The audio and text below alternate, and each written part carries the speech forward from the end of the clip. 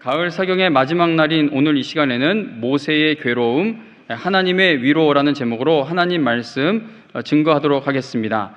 어제 설교 마지막을 급하게 마무리한 것처럼 보인다라고 얘기해 주시는 분들이 계시는데 예리하십니다. 제가 어저께 그냥 급하게 확 멈췄는데 설교 이 시간이 50분 설교가 넘어가길래 말씀을 거기서 그냥 멈췄습니다. 제가 생각할 때 저는 한 40-50분 안에 설교를 마치는 것이 성도님들에게 은혜가 되는 것 같습니다. 그러니까 어느 분들은 1시간 넘게 설교해도 전혀 지루하지 않고 그게 다 이렇게 받아들여지는 좋은 설교자분들도 많은데 저는 제가 볼 때는 한 40분 넘고 50분까지 넘으면 이게 조금 성도님들도 지치는 감이 있지 않나 그렇게 생각해서 끝나지 않아도 한 40-50분 정도 되면 아주 특별한 경우가 아니면 설교를 그렇게 마무리를 짓습니다. 그래서 오늘도 너무 겁내하지 않으셔도 돼요. 오늘도 시간이 차면 설교 말씀을 마칠 테니까 길어진다 싶어도 그렇게 걱정하지 않으셔도 되겠습니다.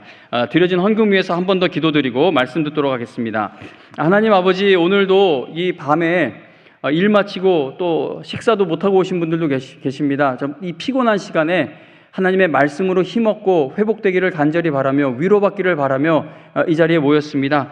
이 드려지는 헌금, 여기에 적은 것 몇백 배, 몇천 배 넘는 그런 마음의 간절한 소원들이 다 있으실 줄로 압니다.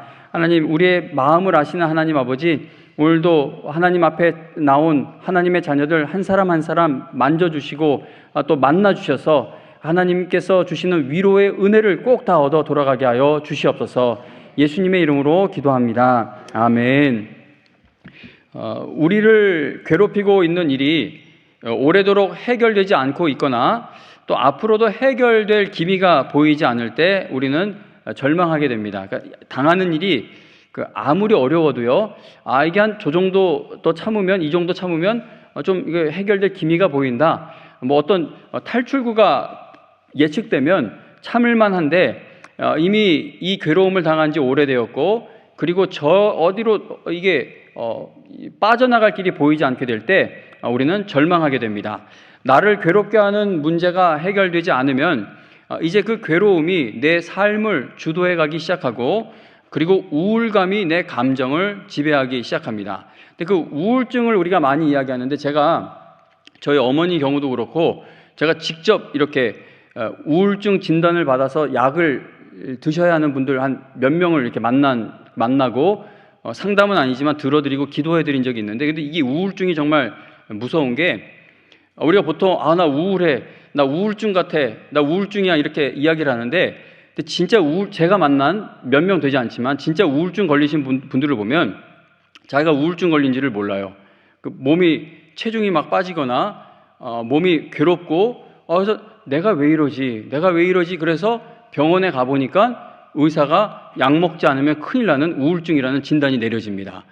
그래서 차라리 나 우울증이라고 하는 거는 좀 어떻게 보면 좀 괜찮은 것 같기도 한 게, 우울증에 걸린 분들 보면 모르더라고요. 그래서 계속 자기가 이제 땅으로 꺼져 들어가는데 내 건강이 왜 이러지 하고 병원을 가보니 우울증 진단, 제가 만나본 분들은 그렇습니다. 그래서 우리가 이제 이 괴로움이라는 것이 얼마나 무섭냐 하면, 이게 내가 어떻게 해보려고 하다가, 내가 주도해보려고 하다가 이게 내 힘으로 되지 않으면 그 괴로움이 나를 끌고 가기 시작해서 결국은 우울감 또는 우울증까지도 우리의 감정이 나락으로 떨어지게 끌고 가버립니다. 우리가 어떤 경우에 괴로워하게 됩니까? 마음이나 몸에 고통을 주고 있는 그 어떤 현상, 어떤 일이 나아지지 않고 있거나 내가 온 힘을 다해서 이룬 일이 결국 무너지게 되었거나 인간관계에서 큰 상처를 입게 되는 등, 그러니까 내가 간절하게 바라는 대로, 그러니까 내가 원하는 대로 일이 풀리지 않게 되었을 때 우리는 괴로워하게 됩니다. 성경에 나오는 믿음의 인물들도 방금 말씀드린 그러한 이유들로 인해 깊은 우울감에 빠지기도 했고 심지어 죽기를 바라기도 했죠. 성경의 믿음의 인물들 보시면 어떤 일을 정말 열심히 합니다. 정말 있는 힘을 다해서 그 일을 해요. 근데 그 일이 자기가 계획하고 자기가 원하는 대로 되지 않았을 때 이 믿음의 사람들도 아주 극단적인 예를 들자면 죽기를 바라는 그러한 경우까지도 가게 됩니다. 그런데 성경에서 믿음의 인물들이 간절히 바라는 소원들을 보면은요, 그들은 하나님의 뜻이 이루어지는 일에 쓰임 받는 것, 그것이 그들의 간절한 소원이었습니다. 세상 사람들은 어떤 일이 잘못되고 실패하게 되었을 때 내가 잘못되는 것에 대한 두려움에 빠지게 됩니다. 그래서 뭐 불교나 다른 종교 이렇게 유튜브에서 상담해 주는 거 막 보면은 누구 용서해 주는 것도 당신 자신을 위해서, 당신의 건강을 위해서 용서하라고 하고, 어떤 긍정적인 힘을 갖는 것도 당신 자신을 위해서 그러한 생각을 가지라고 그렇게 권면을 합니다. 세상 사람들은 어떤 일이 잘못되고 실패하게 되었을 때 내가 잘못되는 것에 대한 두려움에 빠집니다. 물론 하나님을 잘 믿는 사람들도 뭐 경제적 어려움을 당한다거나 건강이 악화되어 고통스러울 때 내가 당하는 그 아픔으로 인해 아주 괴로워하게 됩니다. 그러나 성경에서 하나님을 찾아가 하나님 앞에 엎드려 이제 그만 저를 놓아주세요. 하나님 이제 못하겠습니다. 저를 죽여주세요라고까지 했던 모세나 엘리야와 같은 이런 사람들을 보면은요, 그들은 단지 자신들이 원하는 바가 이루어지지 않고 있기 때문에 그토록 괴로워했던 것이 아니라는 겁니다. 그러니까 바라던 일이, 믿음의 사람들도 바라던 일이 이루어지지 않게 되었을 때 완전히 이 정서적으로 감정적으로 바닥을 쳤는데, 그런데 그들이 바라고 있던 일은 무엇이었습니까? 하나님의 뜻이 이루어지는 것, 그러니까 하나님의 뜻을 알기를 원하는 것.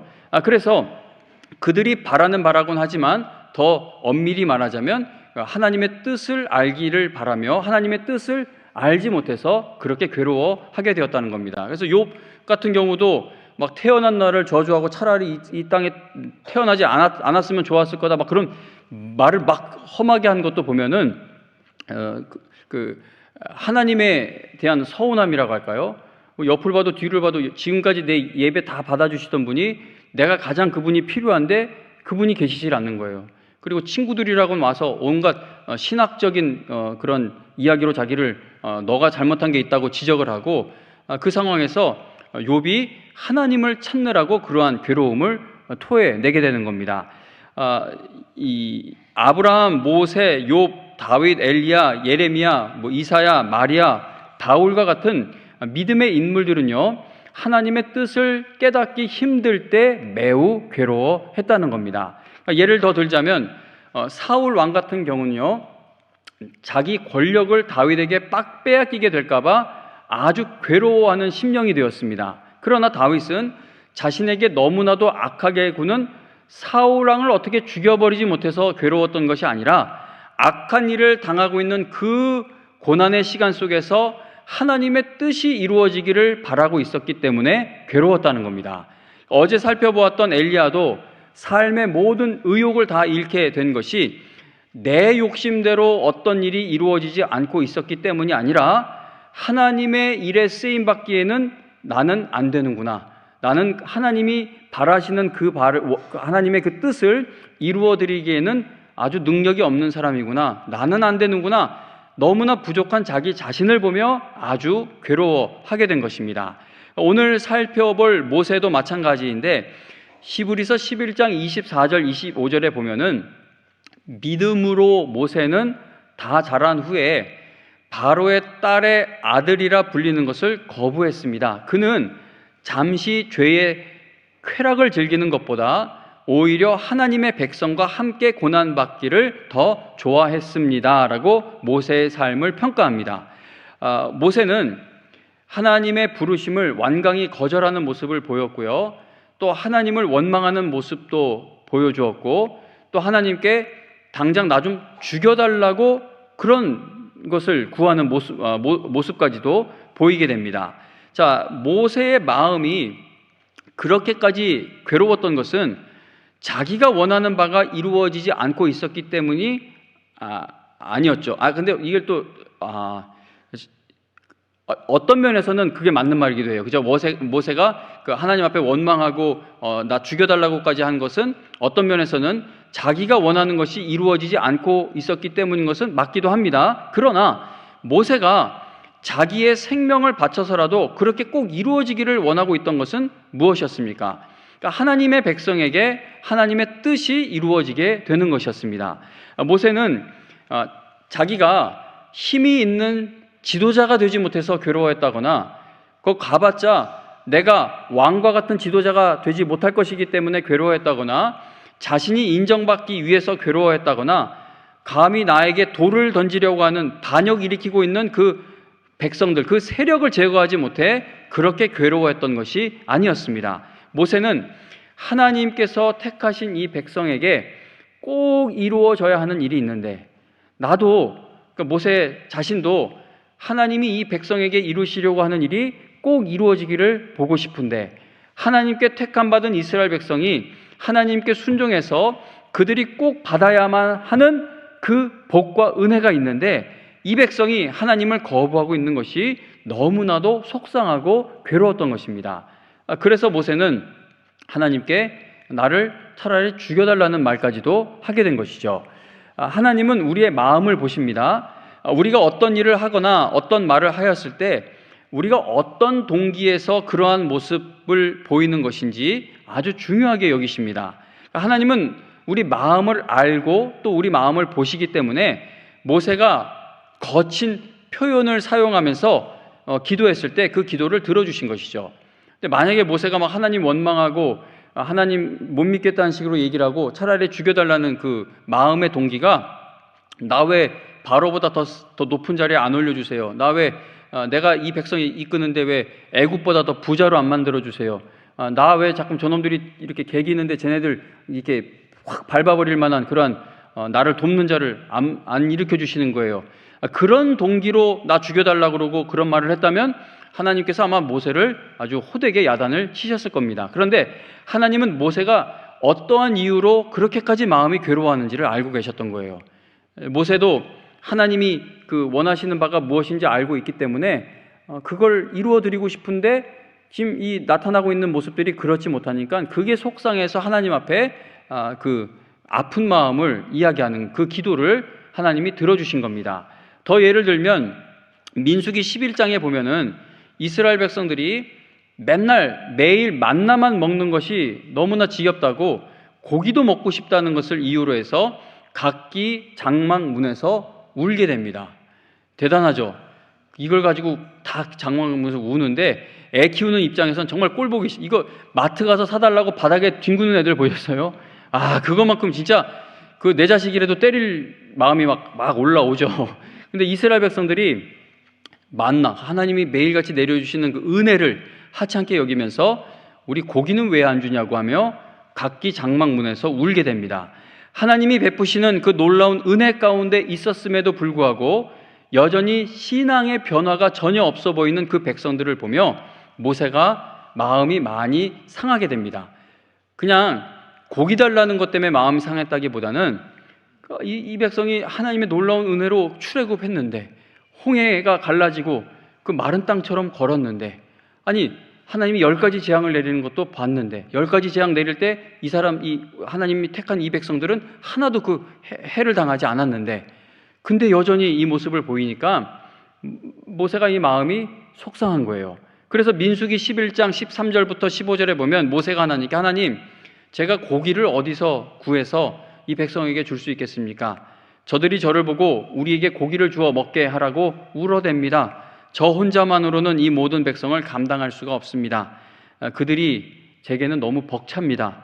주께서 제게 이렇게 하시겠다면 제발 저 좀 불쌍히 여기셔서 지금 당장 저를 죽이시고 이 곤란한 일을 보지 않도록 해 주십시오라고 기도하게 된 겁니다. 모세의 표현이 많이 무례해 보이죠. 말투가 어땠는지 모르겠어요. 그러니까 말투에 따라 그 의미가 달라지기도 하죠.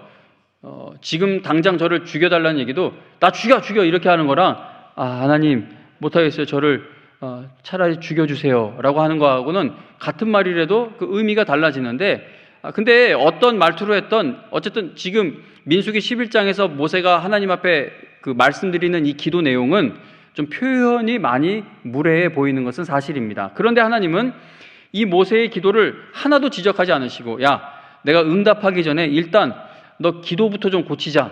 너 이 부분 마치 교수님이 제가 논문이나 이런 걸 내면 거기다 빨간 펜을 막 긋는 것처럼 이 기도에 여기 이거 저거 하나하나 따지질 않으시고 지적하지 않으시고 모세가 괴로워하고 있는 그 일을 해결해 주십니다. 그래서 성도님 여러분, 하나님은 우리가 무엇 때문에 괴로워하고 있는지를 보시고 위로해 주신다는 겁니다. 하나님께서 모세를 일생 동안 위로해 주시는 이야기는 우리에게 큰 위로가 되죠. 왜냐하면 우리도 모세처럼 하나님의 뜻이 이루어지기를 간절히 바라는 성도들이 되어야 하고, 그리고 모세를 위로해 주신 하나님이 바로 오늘 나를 위로해 주시는 하나님이시기 때문에 하나님이 모세를 위로해 주시는 이 이야기가 바로 우리의 이야기이고 우리에게 위로가 되는 말씀이라는 겁니다. 어제 살펴본 엘리야, 또 오늘 살펴보고 있는 모세가 하나님의 크신 은혜를 입고 위로받게 되는 것은 이게 남의 이야기가 아니라 바로 여러분들의 이야기라는 겁니다. 하나님께서 여러분들에게 사랑하는 누구누구야, 사랑하는 누구누구 권사, 사랑하는 누구누구 청년, 형제, 자매, 집사, 장로, 목사, 누구누구야, 내가 엘리야를, 모세를 이렇게 위로해 주었던 것처럼 너를 위로해 주기를 간절히 원하고 있단다. 이거 너에게 보여주려고 기록해 놓은 말씀이야. 이렇게 하나님의 마음을 우리에게 보여주고 계신 겁니다. 모세와 같이 더 이상은 하나님께 쓰임받을 수 있다는 소망이 조금도 남아있지 않았던 사람을 위로해 주신 그 하나님이 오늘 여러분들을 위로해 주지 못하실 리가 없다는 것이죠. 출애굽기 1장에 보면 애굽 사람들이 이스라엘 백성들을 너무나 미워하고 있었고, 애굽의 왕이 이스라엘 백성들을 아주 잔인하게 괴롭혔다라는 사실을 알려줍니다. 이스라엘 백성을 괴롭혔다, 괴롭게 했다. 그 괴롭혔다는 말을 반복을 하는데, 애굽의 왕은 이스라엘 사람들이 아기를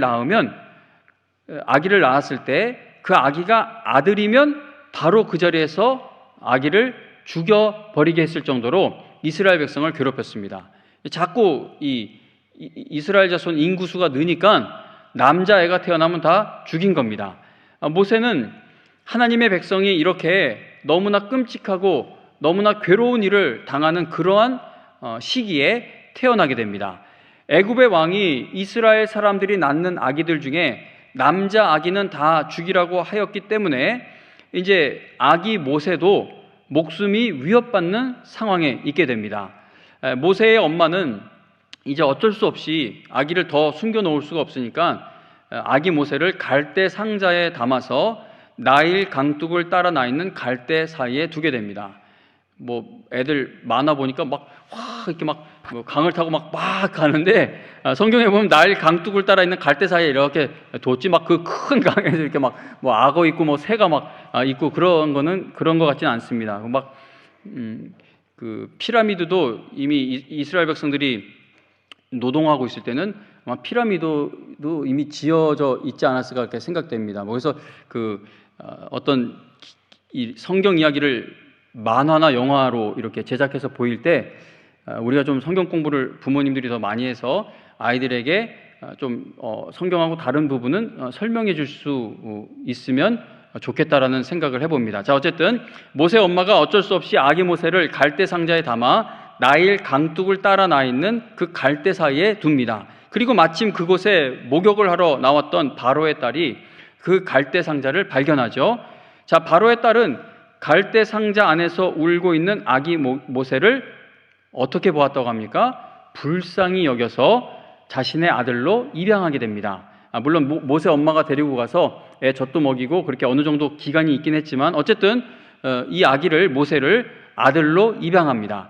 모세가 애굽의 왕궁에서 끝까지 잘 먹고 잘 살게 되는 것이 세상에서 생각하는 괴로움이 해결되는 방식, 위로받는 이야기일 것입니다. 그러니까 역사적 배경으로 보면 엉망진창이에요. 이건 망했어요. 400년 이상 노예인데 어떻게 벗어나요? 못 벗어납니다.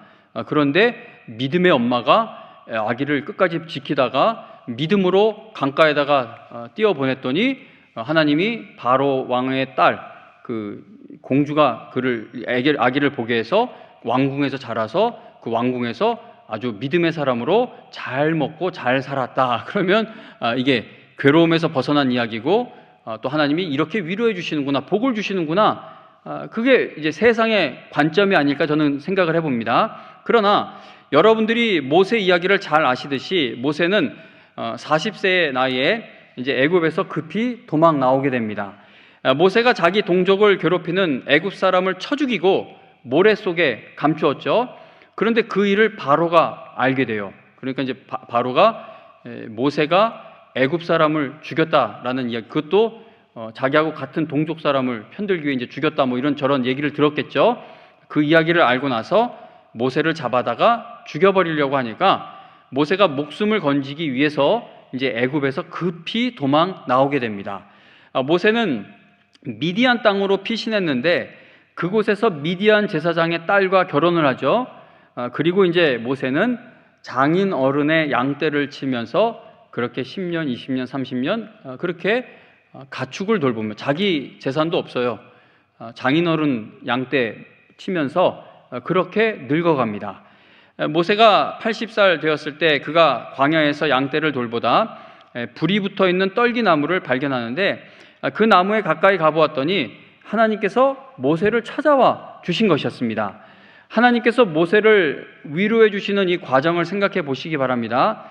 그 인간이 생각하는 위로의 방식과는 너무나도 다른 방법으로 하나님이 모세를 위로해 주고 계시죠. 자, 하나님은 모세가 당하는 모든 괴로움을 그저 지켜만 보고 계시는 것처럼 보였습니다. 지난 80년 동안 하나님 어디 계셨던 거예요? 그죠? 모세가 힘 있는 자리에 있을 때, 그것도 하나님의 은혜로 올라간 자리이지 않습니까? 근데 이 양이나 치고 있을 때 그냥 하나님은 지켜만 보고 계시는 것처럼 보였는데, 모세가 조금이라도 더 젊을 때 찾아오셔서 그에게 출애굽 사명을 주셔도, 그가 애굽 그 왕궁에서 있을 때 그때 사명을 주셔도 이 사명이 감당이 될까 말까 할 텐데, 이제 다 늙었다고 생각되는 나이에 하나님이 찾아오셔서 모세에게 출애굽의 사명을 주십니다. 모세의 입장에서는 하나님이 찾아와 주신 것이 위로가 되었을까요? 안 되었을까요? 모세의 입장을 생각해 보면 하나님이 찾아오신 것이 위로가 되었겠습니까? 오히려 모세는 하나님을 불 붙어 있는 그 나무에서 하나님을 만나게 돼서 그동안 다 잊고 지냈던 그 과거, 다시는 떠올리기 싫은 그 이전 일들을 다시 기억 속에서 끄집어내게 되었고, 그리고 하나님 앞에서 내 무능함을 반복해서 고백하게 되죠. 하나님 만났다가 완전 트라우마가 다시 살아난 겁니다. 나는 안 되는 놈이었고 계속 자기가 얼마나 못났는지 고백을 하죠. 모세는 하나님께 나는 출애굽시키라고 하시는 그 사명을 도저히 절대 감당하지 못하겠다고 말씀드리고 또 말씀드리지만 결국은 하나님께 그가 순종해서 애굽으로 가게 됩니다.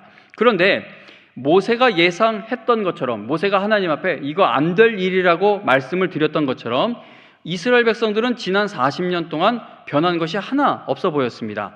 모세가 깊이 우려했던 것처럼 바로가 모세를 이기는 것처럼 보이기만 하면, 모세가 처음 찾아가서 자초지종을 그 장로들에게, 그 백성들 지도자들에게 이야기하니까 백성들이 이렇게 인사도 하고 모세하고 이제 함께 하나님이 행하실 일을 기대하는 것처럼 보였었는데, 바로가 모세가 백성을 데리고 나가려고 하니까 이 백성들을 더 괴롭히죠. 막 그 노동을 더 시키고 엄청나게 괴롭히니까 이제 바로가 모세를 이기는 것처럼 보여지자 이스라엘 백성들이 모세를 막 원망하기 시작합니다. 모세는 너무나 괴로웠습니다. 그리고 모세는 하나님께 자신의 속상한 마음을 조금도 숨기지 않고 다 쏟아내죠. 그러니까 예를 들면 출애굽기 5장 22절 23절에 보면 모세가 하나님께 여호와여, 왜 이 백성들이 학대를 당하게 하셨습니까? 왜 하필 저를 보내셨습니까? 제가 바로에게 가서 주의 이름으로 말한 이후로 바로가 오히려 이 백성들을 더 큰 곤경에 빠뜨렸습니다. 그런데도 주의 백성들을 구해주지 않고 계십니다라고 거침없이 말씀을 드립니다. 그런데 놀랍게도 모세가 그토록 두려워하던 일, 그가 돌아가고 싶어 하지 않았던 그 애굽, 그에게는 너무나도 괴로운 장소인 그 애굽에서 그가 하나님의 위로를 받고 있는 모습으로 변화되어 가기 시작합니다.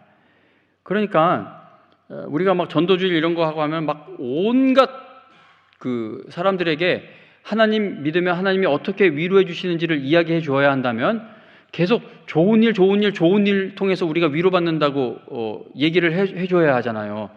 왔는데 모세라는 사람이 있었습니다. 이렇게 됐습니다. 저렇게 됐습니다. 엘리야가 있었습니다. 죽여달라고 했습니다. 예레미야가 있었습니다. 그도 죽고 싶어 했습니다. 이런 걸 얘기해 줄 수는 없잖아요. 뭐 다 하나님을 믿으면 이런저런 좋은 일을 만나서 위로받는다라고 얘기를 해 주려고 하는데, 그런데 성경을 보면 지금 이 모세의 이야기만 봐도요, 그 모세가 하나님께 위로받는 사람의 모습으로 변화되어가는 이 과정을 보면은요, 어려운 일이 겹겹이 더 쌓이고 당하게 됩니다. 미디안에서 장인어른의 가축을 돌보며 사는 것이 어려운 삶이었겠습니까? 아니면 이스라엘 백성을 출애굽시키고 그들을 약속의 땅까지 인도해 가는 삶이 어려운 삶이었겠습니까? 당연히 출애굽시키고 민족의 지도자로 쓰임받는 것이 많이 괴로움 당하는 삶이었겠죠. 양칠 때는 막대기로 내가 때려버리면 양들을 이렇게 왜 하고 가고 내가 마음대로 하잖아요. 근데 이스라엘 백성은 안 돼요. 자기들이 보는 눈앞에서 하나님이 무섭게 이 하나님이 치셔서 함께 있던 그 동료들, 백성들이 막 죽어가는 모습을 봐도 그때 잠깐 싹싹 빌 뿐이지, 또 그 하나님이 치시는 게 멈추면 바로 또 하나님을 반역하던 것이 이 백성들입니다. 그러니 모세의 입장에선 정말 괴로운 날들이었습니다. 그런데 너무나도 신기한 것은 모세가 이스라엘 백성들을 약속의 땅으로 데려가면서 온갖 괴로운 일들을 다 당하는 가운데 그는 온유한 모습으로 점점 더 변화되어 갔다는 겁니다. 이게 신기하다는 것이죠. 그러니까 우리가 생각할 때 하나님의 위로를 받으려면, 우리가 하나님의 위로를 바라는 그 어떤 모습을 상상할 때는 어려운 일들을 하나님이 확 가져가시고 하나님이 어려운 일을 발로 차버리시고 다른 사람 다 어려워도 나는 그 위로 살짝 떠가게 하시든지 아니면 더 좋은 곳으로 보내시든지, 그래서 위로받고 위로받아서 내가 위로받는 신자의 성도의 모습으로 변화될 것을 기대를 하는데, 근데 모세 같은 경우, 엘리야 같은 경우 누굴 봐도요, 다들 정말 죽고 싶어 할 만큼 어려운 일을 당하는 가운데 하나님의 위로를 받고 있는 모습으로 변화되어 갔다는 겁니다. 모세는 이스라엘 백성들에게 가는 걸 정말 싫어했습니다. 그런데 나중에는 그가 이스라엘 백성들을 얼만큼 아낍니까? 이 백성을 위해 자기 목숨을 아끼지 않을 정도로 그 백성을 아끼는 모습의 모세로 변화되었습니다. 자, 이렇게 변화되고 있는 모습이 보여진 것은 그가 하나님의 분명한 위로를 체험하고 있었기 때문이죠. 위로받지 않고 있는데 백성들을 사랑하는 모습이 나올 수는 없었을 겁니다. 그런데 모세의 모습이 하나님의 위로를 받는 자답게 변화되는 것이 너무나도 신기한 이유는 이스라엘 자손이 모세의 마음을 계속 괴롭게 만드는 일들을 저지르고 또 저지르고 있었기 때문입니다. 자, 그러면 괴로움을 주는 일들이 오히려 점점 더 늘어가고 있는 상황에서 모세는 어떻게 하나님의 위로를 받게 된 것입니까? 모세가 하나님의 말씀을 듣는 사람이 되어간 것이죠. 그러니까 상황만을 바라보고 있던 모세에서 하나님의 말씀을 듣는 모세, 즉 하나님께서 행하실 일에 모든 소망을 두는 모세로 변화된 것입니다. 그러니까 모세가 이 앞에 있는 현재 상황, 이런저런 일들, 이거 다 내가 이루어가야 할 일로 생각했을 때는 이게 하나님을 만나도 위로가 되지 않았던 겁니다. 그런데 하나님을 만나고 계속 하나님의 말씀을 들으면서 하나님이 행하시는 일을 보니까 어제도 절망이 있었고 오늘도 절망스러운 일이 일어났고 내일도 또 절망스러운 일이 일어날 것 같지만 하나님은 전혀 개의치 않으시고 나에게 주신 말씀을 이루어 가시는구나. 그 하나님의 말씀이 들리기 시작해서 하나님께만 소망을 두는 모세가 되기 시작했을 때 그가 최악의 상황에서도 하나님의 최고의 위로를 받아 누리는 모세가 되어 갔다는 겁니다. 그래서 모세는 어떤 절망적인 상황에서도 하나님께서 이루어 가실 일을 바라보며 위로를 받게 됩니다. 이 하나님의 말씀을 듣는다라는 것은 하나님의 마음을 알게 되는 것이죠. 그러니까 우리가 대화를 나눠보면, 진솔한 대화를 나누다 보면 그 나오는 말, 듣는 말을 통해 그 사람의 마음을 알게 되지 않습니까? 그러니까 하나님과의 관계에서도 마찬가지입니다. 하나님의 말씀을 자꾸 듣다 보면 하나님의 마음이 이거구나라는 것이 깨달아집니다. 이스라엘 백성들에게 절대 가기 싫어하던 모세가 하나님의 말씀을 계속 듣게 되면서, 즉 하나님의 마음을 알아가게 되면서 그가 하나님의 큰 위로를 받는 자가 되어, 그래서 어떻게 됩니까? 그도 이스라엘 자손을 위로하는 일에 자신의 목숨을 거는 민족의 지도자가 됩니다. 그래서 신약 성경에서 모든 위로의 하나님을 이야기하면서 우리가 위로받는 것은, 또 우리가 위로를 받아서 너희가 위로를 받아서 위로하는 자가 되게 하기 위함이다라는 것을 신약 성경에서만 말씀하고 있는 것이 아니라 구약 성경에서도 보면요, 항상 선지자들, 특히 하나님의 백성들을 하나님의 말씀으로 끌고 가고 그들을 사랑하고 그들을 위로해주는 사명에 들어가기에 앞서 늘 먼저 선행되는 일이 무엇이냐면 그들이 하나님의 말씀에 굴복되고 말씀에 은혜받고 말씀에 위로받는 것이 먼저 있습니다. 어제 살펴보았던 열왕기상 19장 15절부터 18절 말씀을 다시 한 번 더 생각을 해보시기 바랍니다. 여호와께서 엘리야에게 이런 말씀을 주시죠. 어제 봤던 열왕기상 19장 15절부터 18절에 보면 이제 엘리야가 나만 남았습니다 막 그러고 그런 이야기를 하는데, 하나님이 그래도 그를 계속 회복시키셔서 이제 그가 완전히 회복됐다고 생각하셨을 때 여호와께서 엘리야에게 이런 말씀을 주세요. 너는 네 길로 돌이켜 광야를 통하여 다메섹에 가서 이르거든 하사엘에게 기름을 부어 아람의 왕이 되게 하고, 또 님시의 아들 예후에게 기름을 부어 이스라엘의 왕이 되게 하고, 또 누구에게 기름을 이렇게 부으라고 하죠? 엘리사에게 기름을 부어서 너를 대신하여 선지자가 되게 하라. 그러면서 이제 말씀하시는 거예요. 하사엘의 칼을 피하는 자를 예후가 죽일 것이고 예후의 칼을 피하는 자를 엘리사가 죽이리라. 그러나 내가 이스라엘 가운데에 7,000명을 남기리니 다 바알에게 무릎을 꿇지 아니하고 바알에게 입맞추지 아니한 자니라. 하나님이 이 말씀을 주십니다. 자, 그런데 제가 지금 읽어드린, 우리가 어제도 살펴본 하나님께서 엘리야에게 말씀하신 이 일들은 열왕기 하 말씀에 가서 이제 이루어지게 되는데, 그런데 하나님께서 엘리야에게 하신 말씀들 중 엘리야가 했던 일은 엘리사를 세우는 것이 다였습니다. 그러니까 하사엘과 예후에게 기름을 붓는 그 사역은 엘리야가 감당하는 것이 아니라 엘리사가 감당하게 됩니다. 그러면 성도님 여러분, 엘리야는 이 말씀에서 무엇 때문에 위로를 받을 수 있는 것입니까? 무엇 때문에 위로를 받을 수 있어요? 하나님이 지금 행하시는 놀라운, 앞으로 이세벨에게 잔뜩 위축되어 있던 엘리야에게 역사를 내가 주관하고 있다. 그러면서 이제 이런저런 일들을, 누가 세워지고 누가 떨어지고 막 이런 일들이 이루어질 거다, 그걸 말씀해 주시는데, 근데 엘리야, 이 중요한 일을 너가 해야 돼. 이거 진짜 너 아니면 할 사람이 없어. 그러면 또 위로가 될 것 같아요. 낙심하고 쓰러지고 못하여 먹겠다고 했는데도 나를 일으키시더니 이 중요한 또 사역을 맡기시는구나. 그러면 위로가 될 텐데, 잔뜩 말해주신 이 일들이 엘리야가 하는 일이 아니라 엘리사가 감당하게 된다는 겁니다. 성도님 여러분, 그러면 이 말씀에서 엘리야는 위로를 받았을까요? 위로받았죠.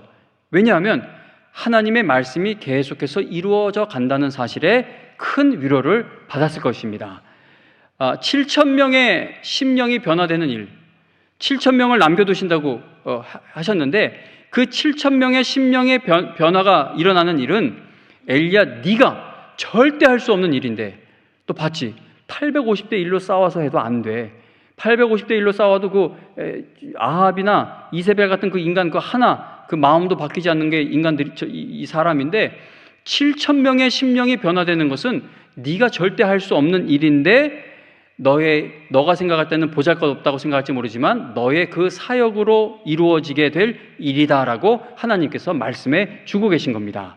그러니까 다시 말하면 네가 지금 실패하는 것처럼 보이는 일에, 너가 정말 마음 아파하는 일에, 네가 괴로워하고 있는 이 모든 상황과 이 일들에 마치 나 여호와가 침묵하고 있는 것처럼 보이는 이 시간에도 나는 단 한순간도 쉰 적이 없어. 끝까지 내가 일을 하고 있고, 너는 지쳐도 나는 지치지 않고 너를 통해서 네가 선행해 놓은 그 일을 후임자가 계속 이루어가게 역사할 테니 너는 맡겨진 시간 안에서 너의 그 삶 속에서 끝까지 힘을 내라고 말씀해 주신 것입니다.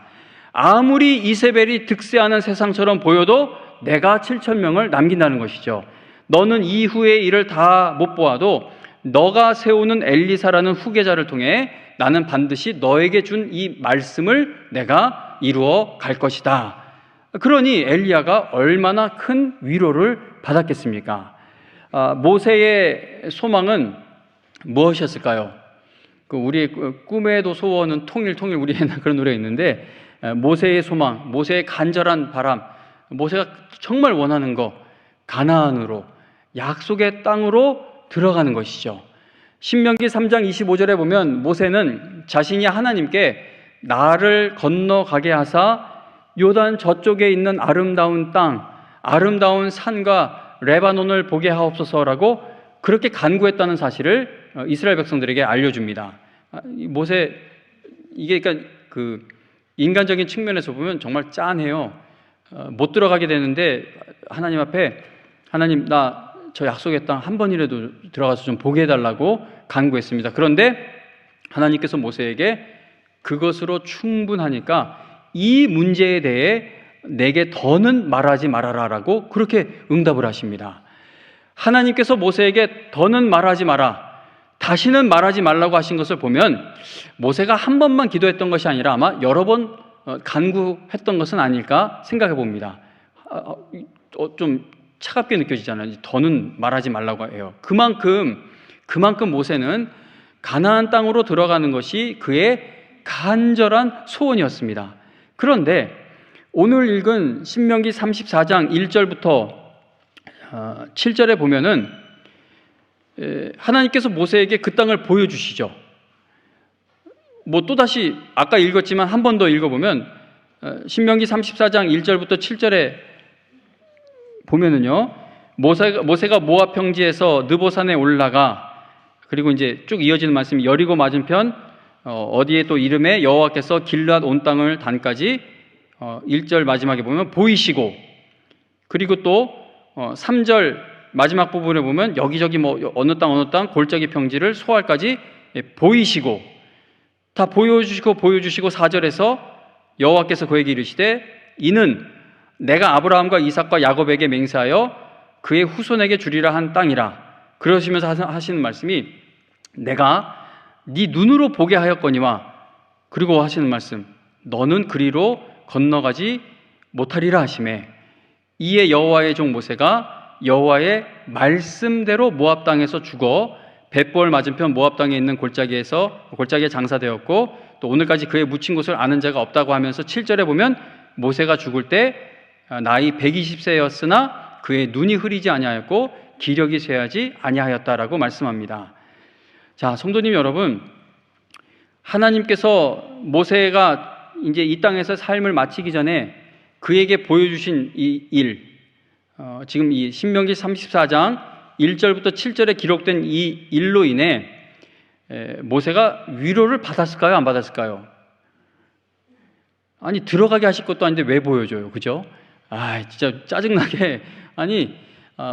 내가 그렇게 들어가게 해달라니까 안 된다고 단호하게 말씀하시고 들어가게 하실 것도 아닌데 왜 보여줘요? 그죠? 하나님이 보여주신 것은 하나님의 말씀이 이루어질 것을 보여주신 겁니다. 그리고 모세가 죽는 것도 그냥 죽었다고 하지 않고 5절에 보니까 여호와의 말씀대로 모압 땅에서 죽었다라고 이야기하죠. 그러므로 모세는요, 자기가 못 들어간 게 천추의 한으로 눈 뜨고 죽을 만큼 모세는 그렇게 죽지 않았지만 그 정도로 한으로 쌓인 것이 아니라 그의 마음은 평안했을 것입니다. 왜요? 내가 못 이루는 일, 내가 했어야 하는 일에 미련을 둔 것이 아니라 내가 할 수 있는 게 여기까지더라도 하나님이 주신 말씀은 내 보이는 저 땅에서 계속 이루어져 가는구나. 하나님께 소망을 두었기 때문에 그는 분명 하늘의 위로를 받고 이 땅에서 삶을 마치게 되었을 것입니다.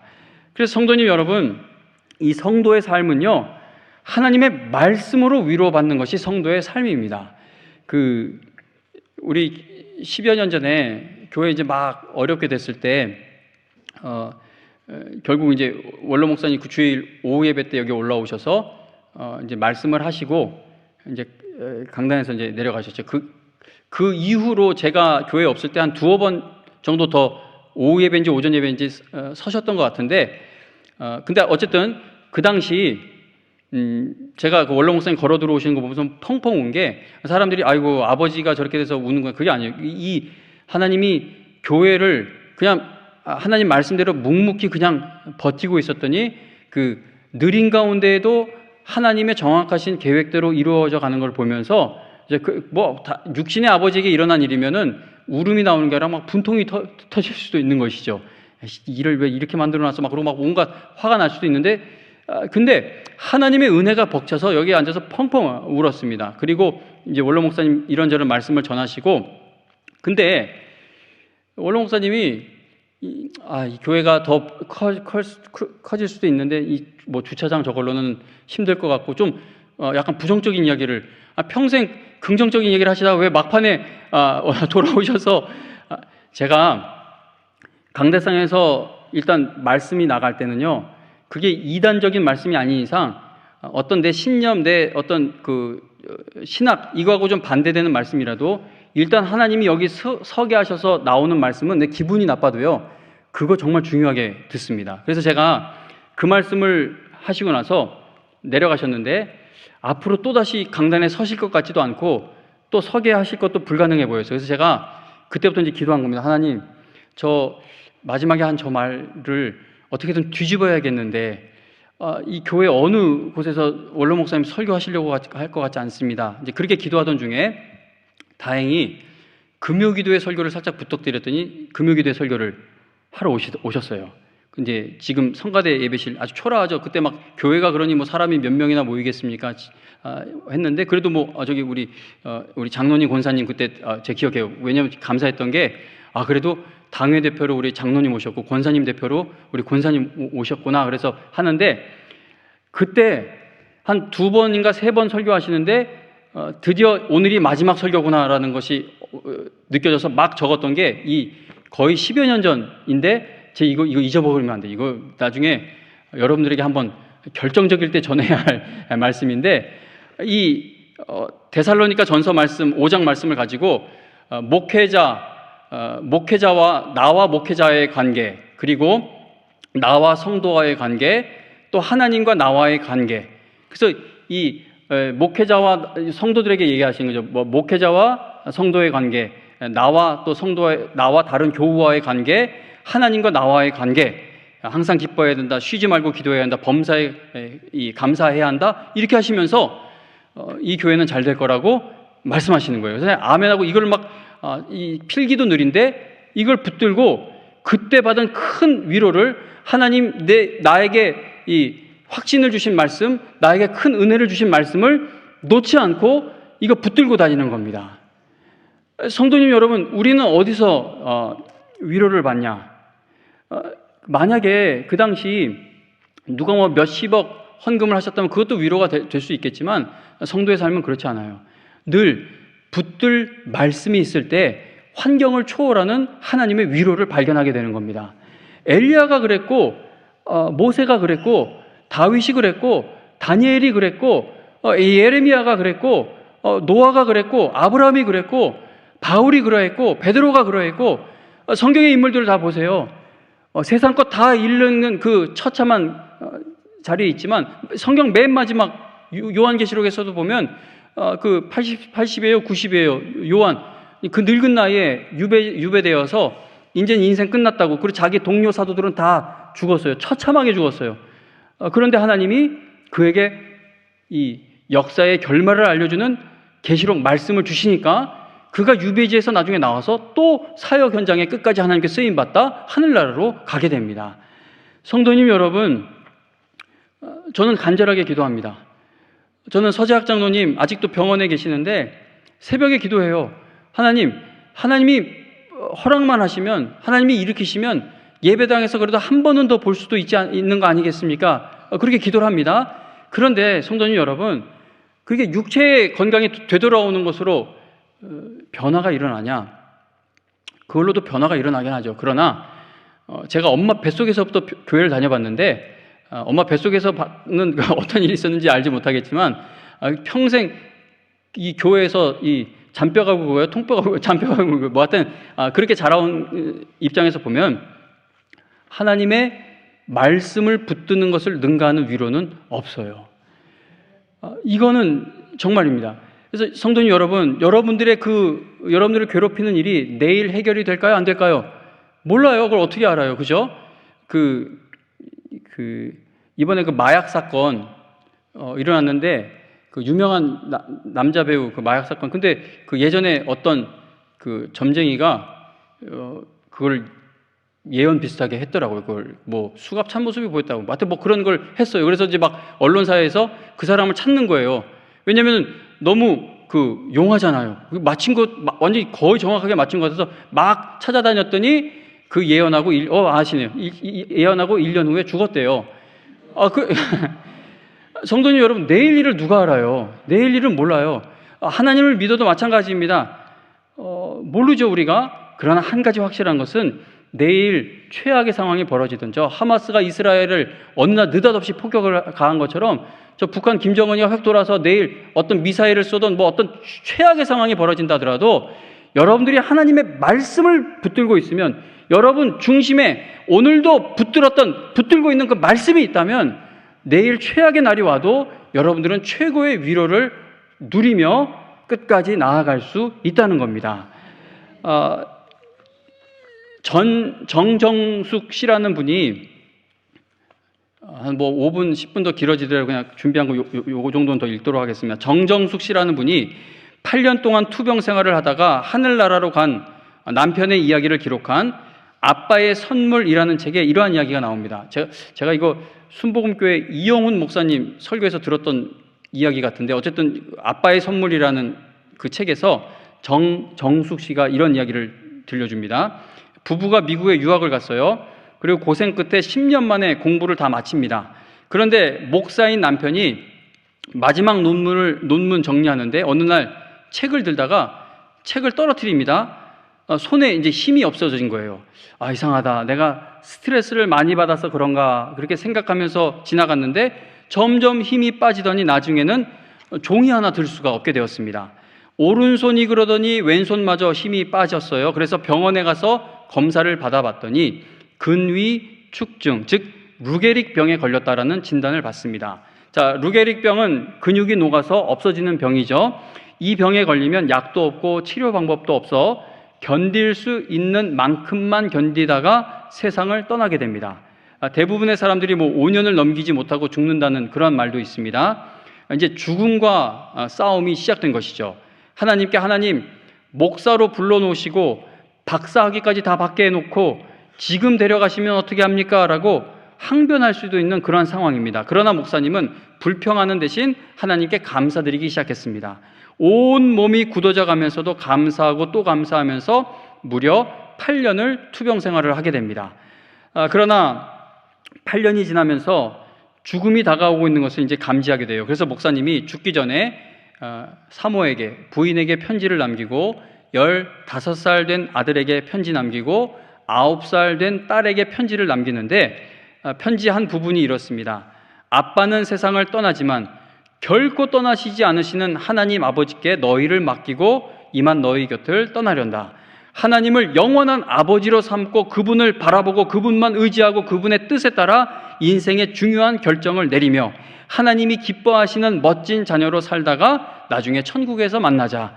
아빠는 매일 너희를 바라보며 응원하고 기도하고 기뻐하고 감사 찬양하며 지낼 것이다. 아빠는 천국의 삶이 기대된단다. 마지막까지 감사와 찬양을 주님께 돌린 목사님의 아내 사모님 역시 믿음의 사람이었는데, 그 사모님은 이러한 고백을 합니다. 아침에 눈을 떠 살아있는 것에 감사 찬양하고 하루의 시간이 선물로 주어진 것에 감사 찬양하며 해야 할 일이 있으므로 감사 찬양으로 문을 열었으면 좋겠습니다. 고통의 한 복판에 있더라도 고통 때문에 나의 시선이 하늘로 향할 수 있다는 고백이 여러분의 고백이 됐으면 좋겠습니다. 성도님 여러분, 어떻게 이런 신앙이 가능하냐? 어떻게 이러한 신앙이 가능합니까? 하나님을 바라볼 때 가능한 것이죠. 하나님은 어떻게 바라볼 수가 있습니까? 말씀을 통해, 말씀의 은혜 받을 때 하나님을 바라보게 되는 겁니다. 이거 제가 이 이야기는 너무 여러 차례 드렸지만 또 이야기를 드릴게요. 제가 오래전에 그 박조준 목사님이 목회자를 대상으로 세미나를 열었을 때 초청받아서 간 적이 있는데, 이제 목사님들이 다 나와서 자기의 어떤 어려운 상황이나 기도 제목을 나누는데 어느 사모님 한 분이 딱 이제 앞에 섰어요. 근데 그분을 보자마자 이렇게 울컥하고 제 마음에 올라오더라고요. 왜냐면 너무 초라해 보이는 거예요. 정말 불쌍해. 딱 봐도 정말 고생하고 있구나라는 게 느껴지는데, 근데 이게 참 이상한 게 거기 모인 30명 이상 되는 사역자들 중에 가장 불쌍해 보이는데 표정은 가장 평안해 보이는 거였습니다. 그분이 자기 소개하는 것을 들어보니까 북한 선교를 하던 남편이 몇 해 전에 돌아가셨다고 합니다. 순교했다고 합니다. 그래서 한동안 사모님이 마음이 너무 아프고 견디기 힘들고 나는 이제 어떻게 사나 괴로웠어요. 그러던 중 하나님이 허락하신다면 남편이 하던 사역을 내가 계속 이어갈 수 있게 하시겠지라는 믿음을 갖고 남편이 하던 북한 선교를 지금 계속 이어가고 있다라고 간증을 하는 겁니다. 사모님은 그곳에 모인 사역자들 중에 가장 초라하고 힘없어 보이는 분이었지만 그분의 모습은 누구보다 평안했고 누구보다 하나님의 위로를 받고 있는 그러한 모습이었습니다. 성도님 여러분, 환경에 어떤 것이 얻어져서 위로를 얻으려고 하면 안 돼요. 이 환경은 아무리 좋은 환경이라도 지진 한번 일어나면 다 흔들리고 무너지는 거잖아요. 하나님께 소망을 두는 것만이 하나님이 약속하신 위로를 받을 수 있는 비결인 것입니다. 그런데 하나님께 소망을 두는 것이 어디로부터 생겨날 수 있냐? 하나님의 말씀이 들리는 것에서부터 시작될 수 있다는 겁니다. 루터가 죽기 몇 해 전 사랑하는 아내 캐티가 유산 후유증을 심하게 앓은 적이 있는데 2달 정도를 걷지 못하게 될 정도로 이제 아팠어요. 그런데 이제 그러고 나서 2년 후에 루터가 그렇게 사랑하는 딸 막달레나가 병을 앓다가 죽게 됩니다. 루터는 이제 딸에게 죽기 전에 딸이 누워있는 병상의 자리에 가서 이제 하늘나라 가면 하나님 아버지가 계시다라는 것을 말해 주었습니다. 그 아버지의 말을 순순히 받아들이는 그 딸의 모습을 본 루터가 딸에겐 그렇게 말했지만 돌아서서는 영혼은 원하지만 육신이 약하구나. 내가 끔찍히 사랑하는 내 딸, 이토록 끊기 힘든 혈육의 정을 내가 어떻게 할 수 있단 말인가. 그렇게 말하며 한탄을 했다고 합니다. 루터는 딸을 위로해주는 한편 하나님께 너무 아주 간절히 기도를 한 것이죠. 루터가 이렇게 괴로워하는 모습을 지켜본 한 사람이 이런 글을 썼어요. 루터는 자신의 딸이 사경을 헤매며 고통스러워할 때 그 병상 앞에 무릎을 꿇고 통곡하며 기도했다. 하나님의 뜻이라면 딸을 살려달라고. 그러나 딸은 끝내 아빠의 품에서 숨을 거뒀다. 엄마도 같은 방에 있었지만 너무나 슬픈 나머지 차마 병상 근처에 다가올 생각을 못했다. 너무나 마음이 아픈 기록이죠. 죽어가는 딸에게 천국 소망을 이야기해주며 위로해주면서도 딸이 살지 못할 것을 충분히 인식하고 있었던 루터입니다. 소리 높여 슬피 우는 아내를 달래주는 동시에 딸에게는 마지막 인사를 건네야 했던 루터죠. 그리고 이런 슬픈 상황에서도 자신에게 이제 맡겨진 사명, 진리를 전하는 사명을 또 감당해야 했던 루터입니다. 그런데요, 이 딸의 죽음이 루터의 가슴에 큰 못을 받게 됩니다. 당시에는 아기들이, 어린애들이 죽는 그 비율이 높았어요. 왜냐면 약이 있어요. 뭐 병원이 번듯했겠어요. 그래서 영아 사망률이 굉장히 높았던 시대이지만, 그러나 아무리 영아 사망률이 높은 시대라 하더라도 딸을 잃은 그 아버지의 마음이 덜할 리는 없었겠죠. 딸이 세상을 떠난 지 수년 후에도 루터는 여전히 자신의 글 속에서 그 죽은 딸을 그리워하며 딸의 죽음을 슬퍼하고 있었다고 합니다. 이러한 개인적인 시련들과 더불어 루터의 건강 상태도 계속 나빠졌어요. 말씀드렸듯이 우울증 앓고 있던 사람이잖아요. 그러니까 오늘날 루터가 태어났다면 아마 정신과 다녀야 했을 겁니다. 그 우울증 약 처방을 받아야 했을 것 같아요. 근데 루터가 얼마나 루터의 상태가 나빠졌냐면 루터가 한 친구에게 나는 지쳤어. 내 안이 텅텅 비어버린 느낌이야 라고 그렇게 털어놓기도 했다고 합니다. 마틴 루터와 같은 이런 위대한 믿음의 사람에게도 인생을 빨리 끝내고 싶어 했던 그러한 순간들이 있었다는 겁니다. 그리고 이때 아내에게도 여보 세상이 너무 싫어라고 그러한 말을 하기도 했다고 합니다. 그런데 성도님 여러분, 루터는요 이러한 정서적 신체적 고통에도 불구하고 자신의 소임을 다하며 거의 한 4해, 4년 정도를 더 살게 됩니다. 그리고 생애 끝자락에서 루터가 유럽 그리고 기독교의 역사를 영원히 바꿔놓을 종교개혁의 물꼬를 터게 되죠. 그러니까 오늘날 개신교에 속해 있는 사람은 누구나 다 루터에게 진 빚이 매우 큰 겁니다. 이제 진짜 말씀을 마쳐야겠네요. 제가 미처 설교문에 적어오지 못했는데 그냥 여기선 참고할 게 있을까 하다가 이렇게 폈는데 마침 루터의 이야기가 나와서 성도님 여러분, 루터가 그 극심한 우울증 또 건강이 쇠약해지는 것, 딸을 계속 그리워하는 그 슬픔, 이런 걸 다 이겨내면서 종교개혁을 끝까지 이루어갈 수 있었던 것은 그가 말씀을 붙들었기 때문인데, 예를 들면 루터는 겁도 많고 죽음도 굉장히 두려워했던 사람이라고 합니다. 그래서 많은 사람들이 루터의 생애를 공부한 사람들이 말하기를 그는 종교개혁 활동 속에서도 두려워했을 것이다 라고 그렇게 말합니다. 그러나 그가 두려워하는 가운데도 말씀을 붙들었는데, 예를 들면 시편 46편 말씀이 그에게 힘을 주었다고 그렇게 기록되어 있습니다. 하나님은 우리의 피난처시요 힘이시니 환난 중에 만날 큰 도움이시라. 루터가 이 말씀을 붙들고 굳게 나아갔다는 겁니다. 그래서 1521년 4월 이제 루터가 그 종교 지도자들, 권력을 가진 사람들이 너가 주장하는 것들을 철회하라고 요구를 받아요. 그런데 루터는 내가 주장하는 바가 성경의 근거에서 오류가 없는 이상 절대 철회할 수 없다라고 밝힙니다. 그때 루터는 이제 혼자 괴로워하면서 혼자 기도할 때 루터가 이렇게 얘기하죠. 하나님, 저는 달리 어떻게 할 도리가 없습니다. 제가 여기 있나, here I stand, 제가 여기 있나이다. 나를 도우소서라고 기도를 하게 됩니다. 하나님, 제가 여기 있나이다. 주의 말씀 가운데 서 있나이다. 그러니 저를 도우소서. 그래서 루터는 그 수많은 고난을 당하는 중에도 늘 말씀으로 돌아오고 말씀에 붙들려 그에게 맡겨진 사명을 끝까지 감당하게 되었습니다. 이제 45분이 돼서 아까 앞서 말씀드린 대로 이제 그만 마치도록 하겠습니다. 성도님 여러분, 시편 94편 19절에 보면 내 속에 근심이 많을 때 주님의 위로가 내 영혼을 즐겁게 해주십니다라고 시편 기자가 간증해요.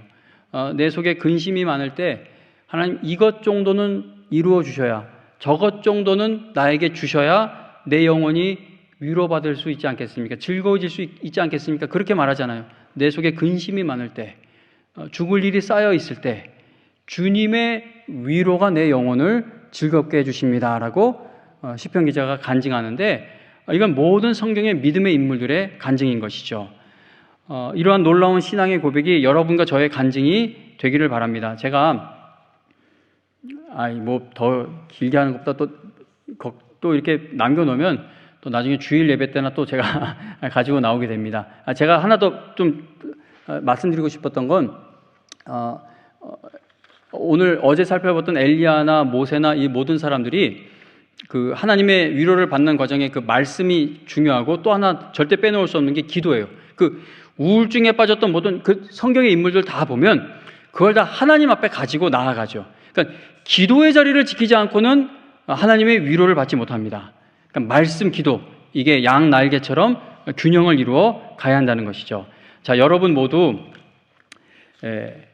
하나님이 괴로워하시는, 여러분 모두 말씀에 날마다 은혜 받으셔서 말씀을 통해 하나님의 마음을 아는 성도들이 되셔서 하나님이 괴로워하시는 일에 함께 괴로워하게 되며 하나님 앞에 애통하는 마음을 가지고 나아가는 성도들이 되어 괴로워하는 엘리야에게, 모세에게, 룻에게, 다윗에게, 바울에게, 이 괴로워하는 성도들에게 응답하신 그 놀라운 하나님을 여러분들도 일생 체험하며 살아가게 되시기를 주님의 이름으로 축원합니다.